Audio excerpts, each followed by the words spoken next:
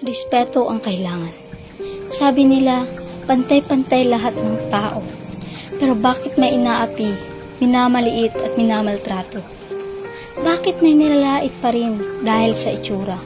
Akala ko ba lahat ng nilalang ng Diyos ay maganda? Bakit patuloy na pinagtatawanan ang may kapansanan?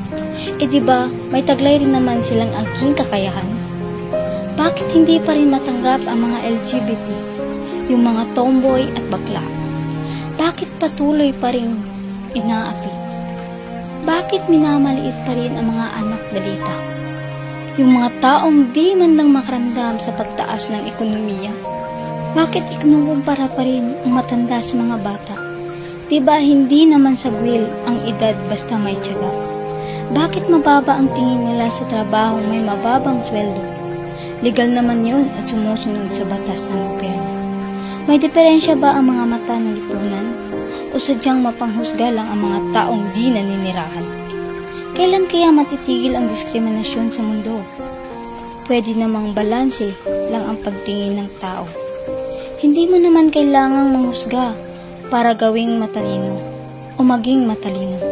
Ang kailangan mo lagi ay magkaroon ng respeto. Respeto sa kung ano ang kanyang itsura. Respeto sa estado ng kanyang pamilya. Respeto sa taglay niyang kapansanan. Respeto sa kung ano man ang kanyang kasarian. Respeto sa lugar na kanyang pinagmulan. Respeto sa kung ano man ang kanyang edad. Kaya lahat tayo ay pantay-pantay